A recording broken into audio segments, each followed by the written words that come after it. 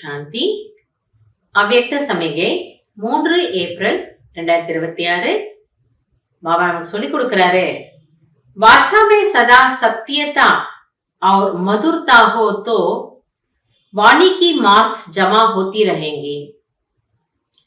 உங்களுடைய வார்த்தைகளில் பேச்சில் சதா உண்மை, ஆனால் அந்த உண்மை கசப்பானதாக இல்லாமல் அதில் இனிமையும் இருந்ததென்றால் உங்கள் பேச்சிற்கான மதிப்பெண்கள் சேமிப்பாகும். நம்ம பேச்சே எல்லாருக்கும் சுகம் கொடுக்குமா, அதுலயே நமக்கு புண்ணிய கணக்கு சேமிப்பாகுங்கிறார் பாபா. मधुरता का गुण जीवन में हो तो हर बोल मोती समान होंगे. நம்முடைய வாழ்க்கையில இந்த ஒரு குணத்தை நீங்க கொண்டு வந்துட்டா போதும், நீங்க எப்ப பேசுவீங்கன்னு எல்லாரும் காத்துட்டு இருப்பாங்களாம். ஆக நம்ம பேச்சே என்ன ஆயிடுங்கிறாரு பாபா, ஒரு முத்து போல ஆகிடும். சிலர் அப்படியே நல்லா இருப்பாங்க, அப்ப அவங்க பேசினா உங்க வாயில இருந்து ஒரு 2 முத்து உதிர்ந்தா நல்லா இருக்குமே அப்படின்னு சொல்லுவாங்க இல்லையா, அந்த மாதிரி ஆகிடும். ஏன்னா அதுக்கு வேல்யூ இருக்கு, கேட்கறவங்களுக்கு அது எதமா இருக்கு, சந்தோஷமா இருக்கு.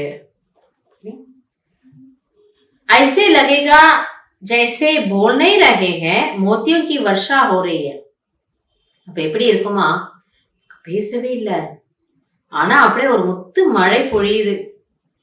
அதாவது அதுல வேல்யூவும் இருக்கு, எதமா சுகமாவும் இருக்கு. அப்படி இருக்குமா. वे ऐसा बोल बोलेंगे जो सुनने वाले सोचेंगे कि ऐसा बोल हम भी बोले. அது மட்டும் இல்லைங்கிறார் பாபா, நம்ம பேச்ச கேட்டா எல்லாருக்கும் அப்படி ஒரு பிரேரணை வருமா, நம்ம ஏன் இவங்கள மாதிரி இருக்க மாட்டேங்கிறோம்.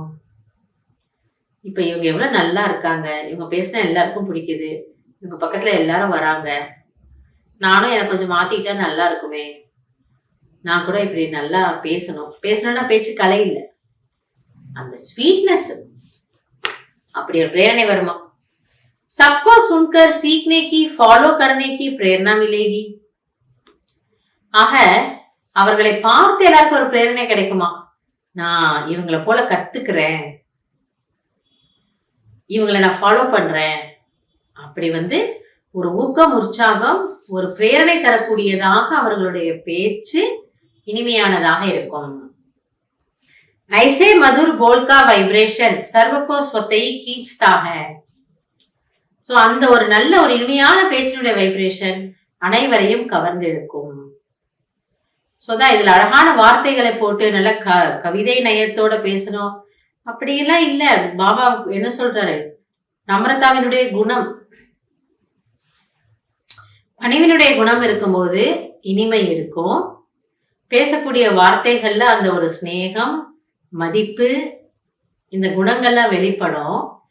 அதனால அந்த பேச்சு எப்படி இருக்கா, மற்றவங்களுக்கு வேல்யூபிளா, ஒரு பலருள்ளதாக, அதே சமயத்துல எதமா இருக்கு. அப்ப அதுதான் பாபா புரிய வைக்கிறாரு, இது எல்லாரையும் அட்ராக்ட் பண்ணும். ஏன்னா அந்த பேச்சுல ஒரு பாசிட்டிவ் வைப்ரேஷன் இருக்கு இல்லையா.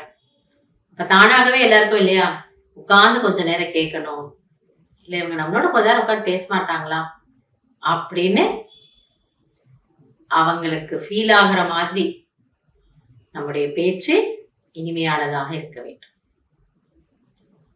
நல்லது. ஓம் சாந்தி.